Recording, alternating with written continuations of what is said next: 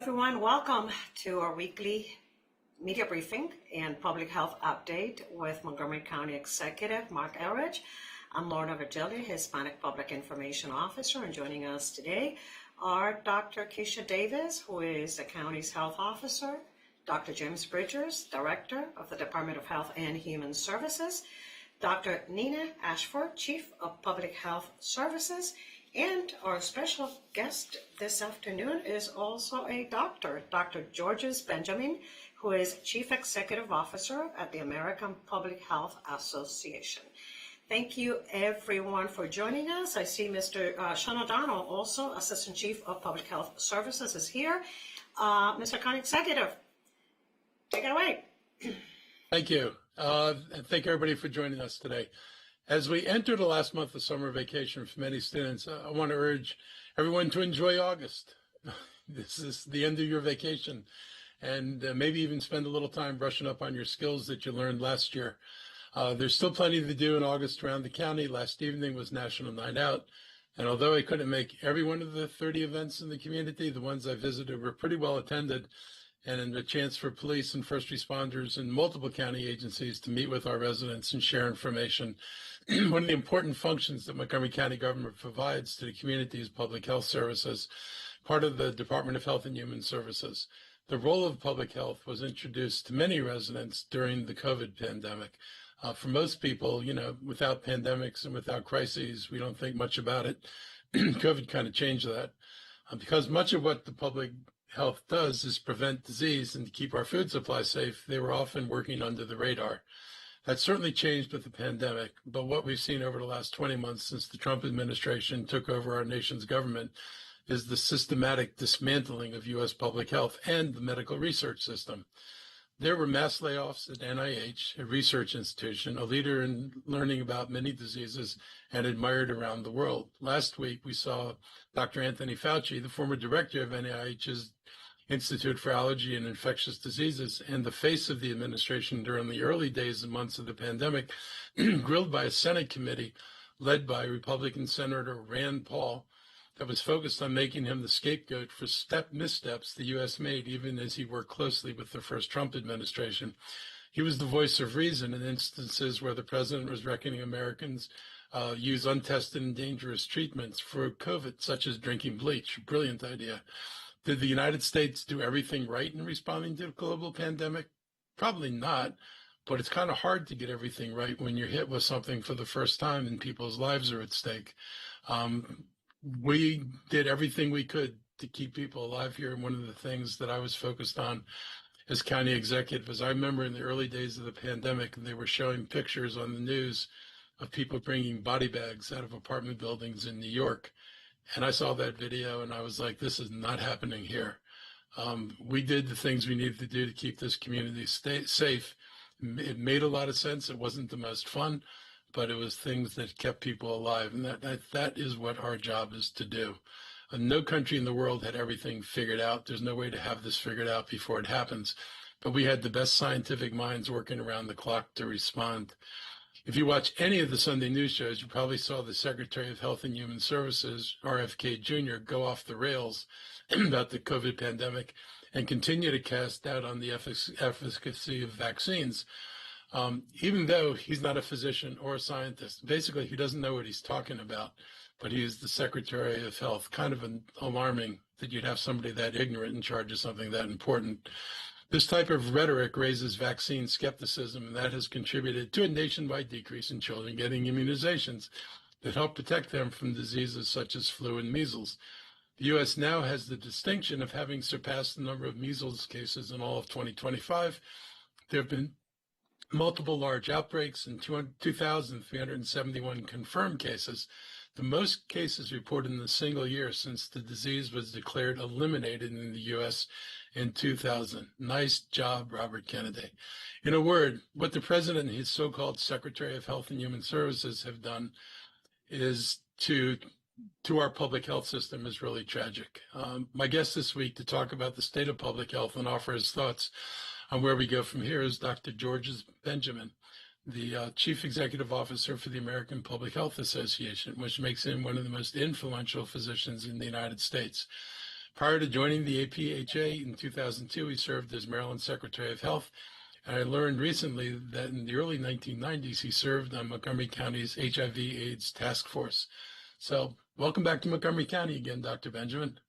Listen, Mark, thank you very much for having me. I'm enjoying being here. Excellent. Do you have some opening remarks, Dr. Benjamin? Yeah, let me say that we are in challenging times, and we have been beneficiary of really having a strong public health system in our county, in Montgomery County. We've always had very good health officers. We've had solid leadership, and I think that is taken us through really tough times. We did pretty well during COVID. I actually had a chance to volunteer to actually give shots at least one day during the COVID outbreak. And it was very, very important to do that, for me to get on the ground and see what was actually happening in the county. So I can speak firsthand for our system, not only as a county resident, but also as a person who had a chance to, to participate. I think it's important for our county residents to really understand how important it is to get expert advice and to follow good science. Tragically, we're not getting that out of our federal government right now. And so it is the hold on us at the local level to step up to the plate.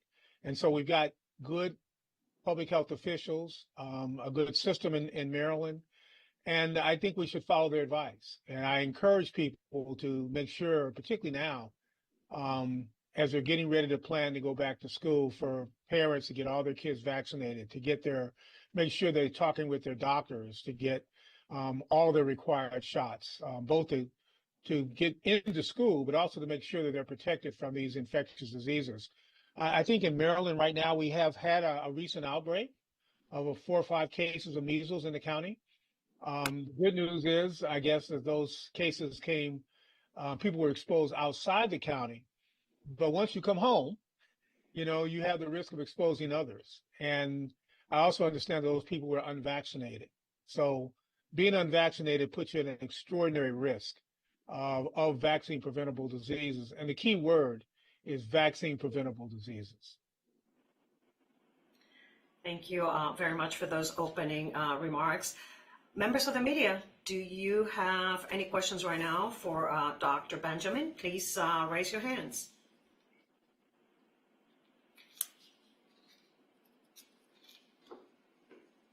Oh, I see you. Hi. Good afternoon. Good afternoon. This is maybe a question for Dr. Benjamin, or maybe a question for Dr. Davis. Not sure. But has Montgomery County actually seen any recent drop in measles vaccination or any other, vaccination rates for children or otherwise?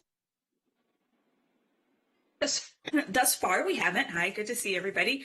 Thus far, we haven't. We are actively monitoring. So we work really closely with Montgomery County Public Schools on vaccination rates, and have started way back in the spring on vaccinations to make sure that kids are up to date. The last numbers that I heard is that we were actually ahead of where we were last year in terms of getting kids vaccinated. At the end, we'll talk a little bit more about kind of vaccination clinics and where folks can get those done. But I am cautiously optimistic that our numbers of measles vaccinations and all school age vaccines are good, are where they're supposed to be. And to Dr. Benjamin's point, when we see cases in Maryland, and we do every year, we will see a few sporadic cases of measles that usually pop up outside of the county. They don't have anywhere to spread because our vaccination rates are so high. And that's why we are not seeing the outbreaks that we're seeing in other states, because we've maintained such a high vaccination rate. If I could add to that, it's a tragedy. This is a disease you don't want to get. You get really, really sick when you get measles. But it's also very expensive. A single case can cost anywhere from, $23,000 to $50,000 just to do all the case finding involved in this. So this is not just a matter of health, but it is also a matter of economics. It is very expensive to manage one of these outbreaks. And so that's money that can be used for education. That's dollars that can be used for our roads. That's dollars that can, be used for other things that the county council and the county executive and the citizens of our county, believe are most important. So it's a cost avoidance tool too. Thank you. Excellent, thank you. Members of the media, any additional questions for Dr. Benjamin? Oh, I see Christina Caicedo from Montgomery Community Media has her hand up. Go ahead, Christina. Good afternoon. Hi, good afternoon. I wanted to ask today, the FDA, it's about to approve or not to approve this new flu vaccine with the technology that was developed during COVID. I was wondering, what were your thoughts about it? And do you think it's something that the Montgomery County can utilize, preventing, now that school is about to start? Yeah, I'm excited about it. Let me tell you, remind you that the flu vaccine requires us to first have chickens, and the chickens then have to produce eggs, and then we have to go through the process where we inject those eggs with the virus. It goes through a production process, and there have been years in which the chickens haven't been able to produce. The virus hasn't grown real well, and it takes months to do that. And then, of course, you have people who are allergic to the vaccine because of the way it's been grown in eggs. This will minimize all those processes. It will allow us to very, very quickly change the composition of the vaccine should the virus mutate. And, we've had years where the flu vaccine that's been produced through the old process has not been a good match for the actual flu that's circulating in the community. And we had to wait till the next year in order to change vaccines. So this will allow us to rapidly change the vaccine if we need to. It uses mRNA technology. mRNA technology is a very useful tool. We learned about that during COVID. All the stories you hear about the risks from mRNA vaccine are just not true. And so I'm very excited about it because I think this is the future for not just infectious diseases, but mRNA vaccines for cancer, mRNA vaccines for a whole range of other chronic diseases that people have. It's the future. All right, thank you, Dr. Benjamin. Members of the media, any additional questions regarding this topic? No more questions? Okay, Dr. Benjamin, you can remain here on this media briefing, or you may depart if you need to. Mr. County Executive. Go silent. Thank you, Dr. Benjamin, for being here. And your comments on the state of public health are important. We've got to do better than what we're doing right now. This week, the Maryland General Assembly met in special session to vote on redrawing the state's congressional districts. Both the House delegates and the Senate passed the measure, which will now go before Maryland voters as a ballot question in November. The president started this when he asked Texas to do midterm redistricting. Even if we could only get one vote for the Democrats, why wouldn't we? Thank you, Governor Moore, for his efforts on this issue. And it really bugs me, the partisan play on this by the Republicans, because the president and your party has actively campaigned on this idea that they should change as many boundaries as possible to get Democrats out of Congress. And when a Democratic state does it, you act like this is a crime against humanity. None of us wanted to walk down this road. The Republican Party is the one that went down this road. And there's no reason why the Democrats should sit back and just say, oh, well, we're not going to do anything, while the Republicans attempt to gerrymander their way to stay into power. That's not what a democracy is. And it's a shame that they've driven us to have to do the same kind of nonsense that they're doing. Since signing this expedited bill 2326, I'm talking about gun legislation now. Since signing the bill 2326 last week, we learned that the U.S. Justice Department filed a lawsuit arguing that buffer zones limits near parks, schools, and places of worship violate the Second Amendment and the recent Supreme Court precedent. That is really worrisome. I cannot comment on pending legislation, but I'll reaffirm my support for any and all measures that we can take to reduce gun violence and protect our communities. This is important for us. And, we have more shootings. We've got an issue with ghost guns, which, are illegally manufactured. They should not even be allowed to be manufactured. And we need to do more on the gun front rather than less on the gun front. So we'll see what happens with this latest lawsuit.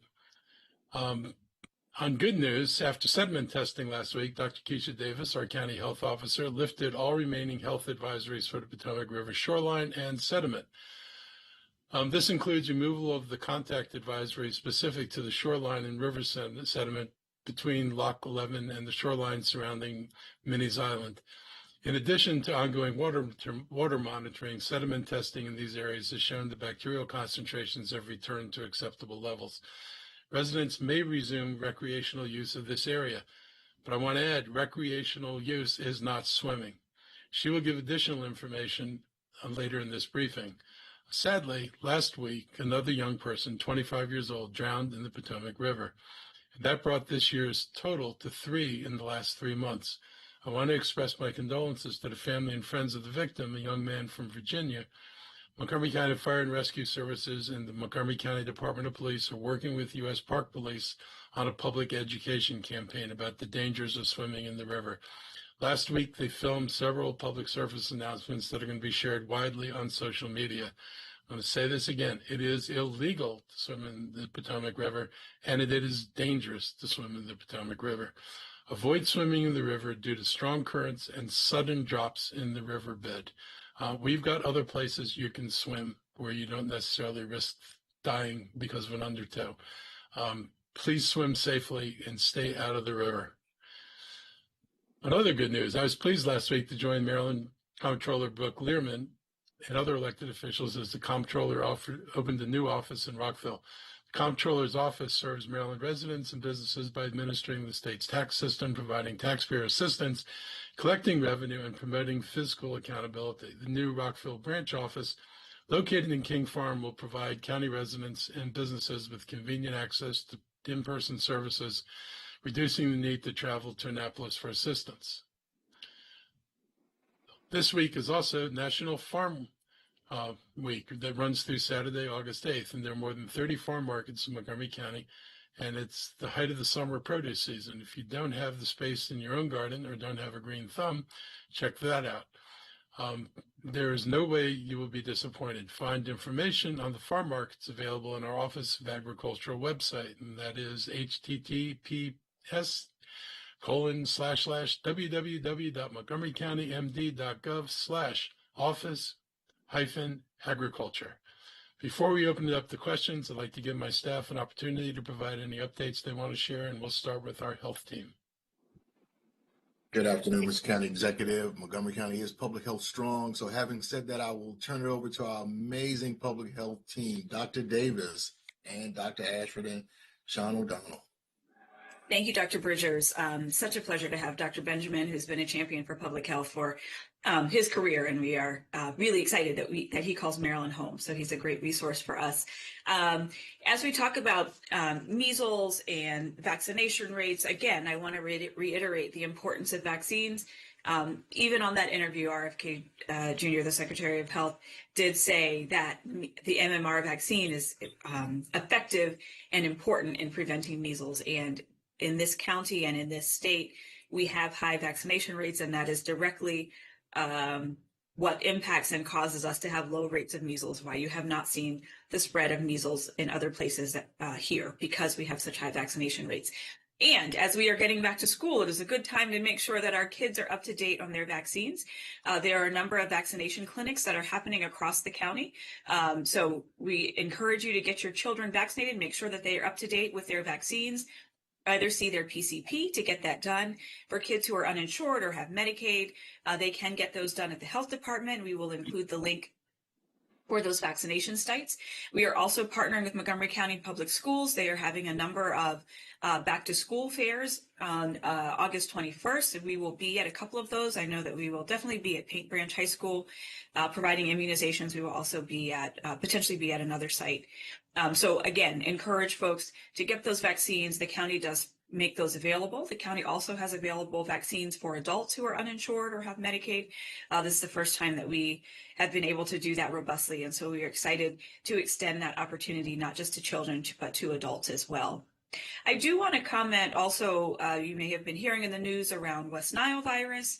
There was a case of that in Maryland. We just recently learned of a case of dengue in Virginia. These are all mosquito-borne illnesses. And this is the time of year when mosquitoes are quite active and out and about. And we want to remind folks to take precautions around mosquitoes. So wearing bug repellent if you're going to be outside, or putting candles out or things that will repel the mosquitoes, wearing long sleeves and long pants, light fabrics to, again, try to prevent those mosquito bites, keeping doors and windows closed or screens in place to prevent them from coming inside, and also reminding folks to get rid of standing water. It takes about a week for mosquito eggs and larvae to turn into mosquitoes. So especially with the rain that we got this morning, make sure that that's not filling up in buckets and drain spouts, and that that is getting tossed so that we don't breed mosquitoes. So get rid of that standing water so the mosquitoes can't breed. And then when you're out and about, we want you to get out and enjoy the last few weeks of summer, but do it safely. Wear that bug repellent, or keep those limbs covered. And with that, I will turn it to Dr. Ashford and Mr. O'Donnell if they have any additional comments. No additional comments from me. Thank you, Dr. Davis. And I have no additional comments either. Thank you. Okay, thank you, doctors. Members of the media, questions for the county executive and the health team? Raise your hands.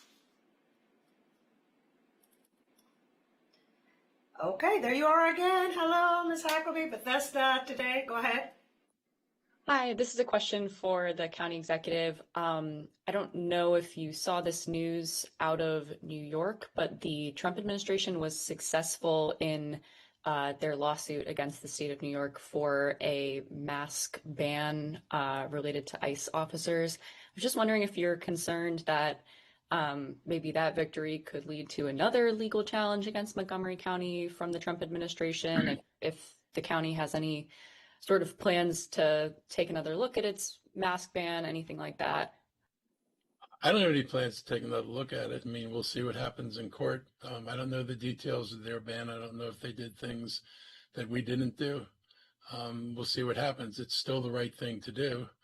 And it's absurd that you've got masked people enforcing the law, and you don't know who these people are. You can't identify them when they do things that are wrong. You can't identify them. It's just ridiculous that they go through that level of hiding who the people are who are doing stuff, which we've seen all too often turn violent and turn ugly. So we'll wait and see how the court sorts all this out. Thank you. Thank you. Christina Caicedo. Hi, I was wondering if Mr. Elrich, the Damascus Library is been under renovation for the last year and a half, and it's scheduled to reopen this fall. I would like to know if it's going to open this fall, if plans are going through, and any update you have on that matter. I don't have an update. I mean, I wish I had gotten this in advance. I could have tried to get an answer out of staff. I know nothing. Nobody's come to me and suggested that there's some delay in this project. So I can find out, and I can have our comms team get back to you afterwards to see if there are any delays. But as far as I know, haven't been anything that would prevent its opening. Thank you. Katie Barlow, is that you? TOP? Yes, it's me. Hi. I have a question for the county executive. Thanks for doing this, as always. Given the recent lawsuits, I believe there are now 3 against the gun control legislation. Not asking you to weigh in on the substance of the lawsuits, because I know you can't comment there, but given the financial constraints that the county is experiencing with MCPS, with the budget, with property, tax credits getting zeroed out, which I know you're against, all of these lawsuits were reasonably anticipated before you signed it into law. And I just want to get your assessment on how much money and the value of spending that money defending now against 3 just in the first week since you've signed it.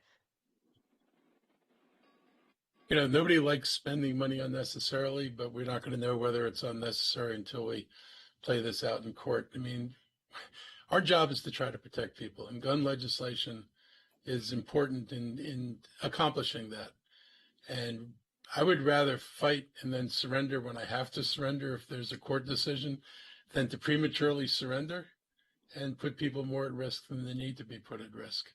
Um, the, you know, the, it's really hard for me to reconcile the Constitution with the blanket, anybody can have a gun anywhere, anytime kind of mentality, because, what the Constitution talks about is a well-regulated militia. It doesn't say a bunch of crazy people in the neighborhood can walk out with guns. And, back in the old days, they had an armory. And if you had to get guns, everybody went to the armory and got their guns out of the armory. We've gone way far in the other direction, away from rationality. And, we've got an irrational president. We've got an irrational Congress. We're just not going to surrender. If we get to a legal point and we lose in court, we lose in court. But I'm not going to surrender protections for people just because we're dealing with folks who are irrational. Just one quick follow-up there. We are in the land of Rahimi and Bruen under this Supreme Court. Are you concerned that this would actually kind of center Montgomery County and put it in a position to really upend even more limitations on gun rights, and that it would kind of put Montgomery County front and center to be the next poster child of, moving the ball even further in their Second Amendment jurisprudence, given the trajectory that this court has already displayed?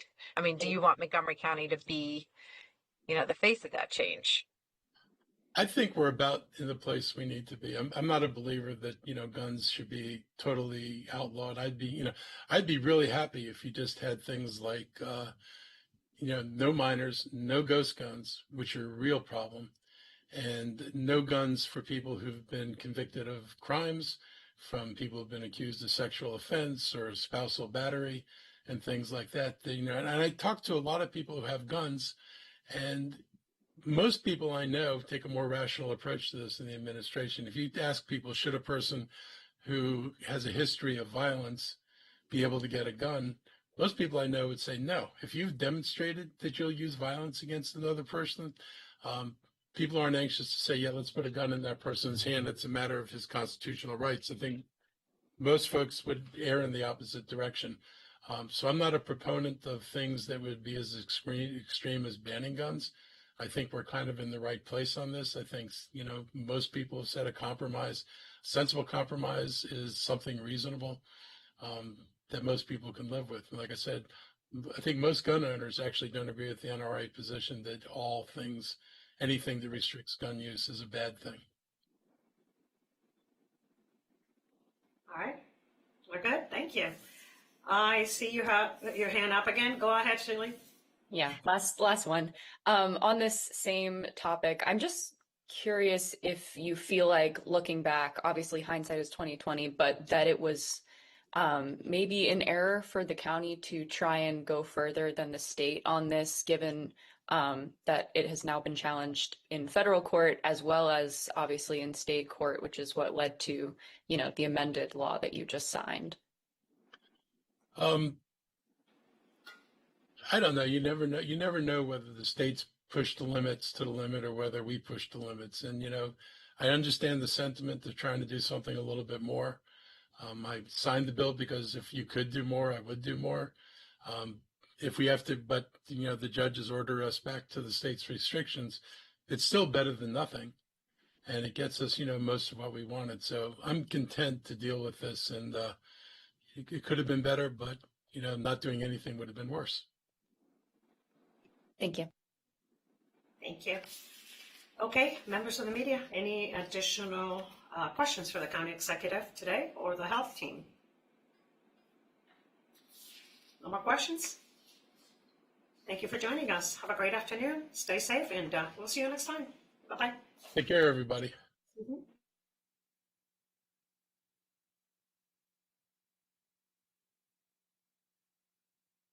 Unveiling of a special